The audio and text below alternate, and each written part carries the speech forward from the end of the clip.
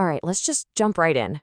Picture this. You need to spin up a command center, a research outpost, maybe a disaster relief hub, somewhere completely off the grid.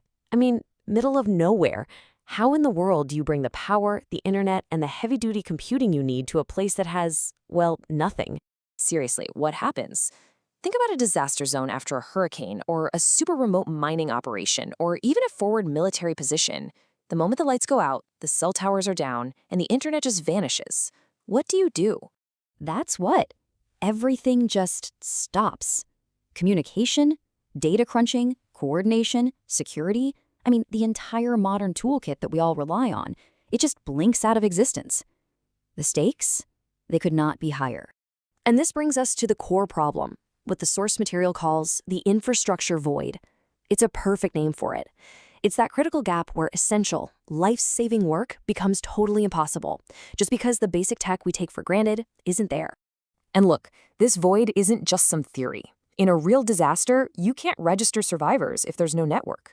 If you're trying to secure a remote mine, you can't run cameras without power. If you're scouting new farmland with drones, you can't process that data on site. It is a fundamental roadblock to getting things done. So the big question is, how do you fix that? How do you fill that void, like right now?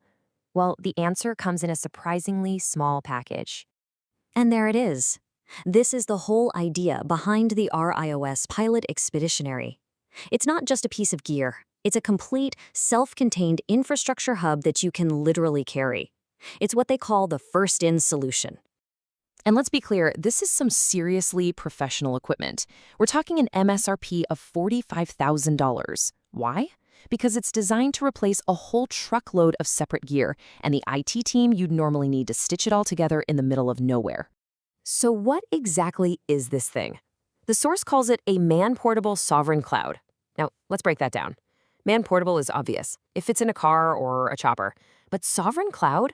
That means it's its own self-reliant data center. It doesn't need anything else to work. You know, it perfectly fills that gap between a tough laptop, which just doesn't have the horsepower, and a full-blown server room, which has zero mobility. Okay, so let's get into the guts of this thing. Let's look at the mission stack.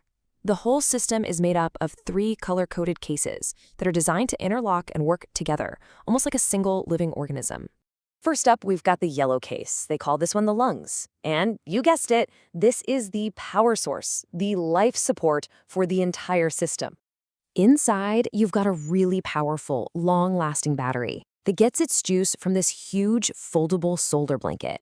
But the real secret sauce is the management system. It can intelligently pull power from literally anywhere, the sun, a wall outlet, even the cigarette lighter in a truck, and it conditions that power so it's perfectly clean and stable for all the sensitive gear.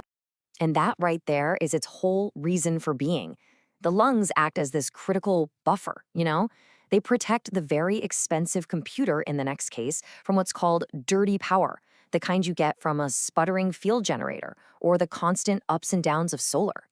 Next in the stack is the blue case, the brain. And yeah, this is exactly what it sounds like. It's the operational heart of the entire setup. And what's packed inside is no joke. It's all enterprise-grade hardware. We're talking a server-class processor. And this is the key part, a really powerful NVIDIA GPU. So this isn't just a tough computer. It is a portable AI powerhouse.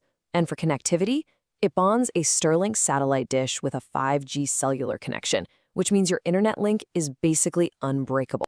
So what does all that AI power actually get you out in the field? Well, it means the system can process more than a dozen video feeds at once for real-time object detection. Or, get this, it can even host its own local large language model. That's a field support chatbot that works completely offline, no internet needed. And finally, we have the black case, the face. This is where the human meets the machine. It's the user interface and the system's connection to its immediate surroundings. So the lid's got this big, bright screen you can actually read in direct sunlight, plus a weatherproof keyboard and trackball. But it also has the RIOS NeoMesh gateway. That's an IoT hub that can create its own secure network for sensors, things like perimeter tripwires or soil monitors over a 5-mile range. Pretty amazing. So, okay, the product is brilliant. The technology is totally solved, but that just introduces a completely different and maybe even harder problem. How do you go from building these in a workshop to producing them for the entire world? And this slide just lays out the challenge perfectly. On the left, you see where they are now, a workbench build. I mean, you have skilled technicians manually soldering wires, cutting foam by hand. It takes 12 hours to build one unit. On the right, that's the dream, an industrial assembly line with standardized parts ready to actually meet global demand.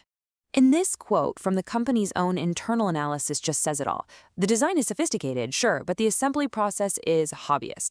It's a fantastic product that's basically trapped, and that's the single biggest hurdle holding them back from really scaling up.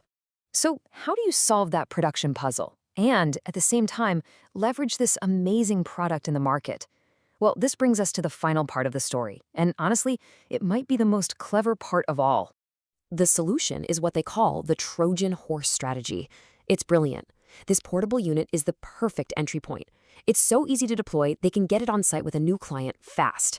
And once that little unit proves how valuable it is, it becomes the perfect excuse to upsell that client to a much bigger, permanent, containerized installation. This slide really just ties the entire business model together beautifully. First, we saw how its mobility enables that Trojan horse sales strategy. Second, because it makes its own clean power, it opens up wild new opportunities like selling carbon credits. And finally, the really healthy profit margin on each unit they sell provides the cash they need to keep developing the software that makes the whole thing so powerful in the first place. So it really leaves you with this one big, fascinating question. As our world gets more and more unpredictable, with climate disasters, supply chain chaos, all of it, is this idea of a self-contained, rapidly deployable civilization seed the new blueprint for resilience? It really makes you think.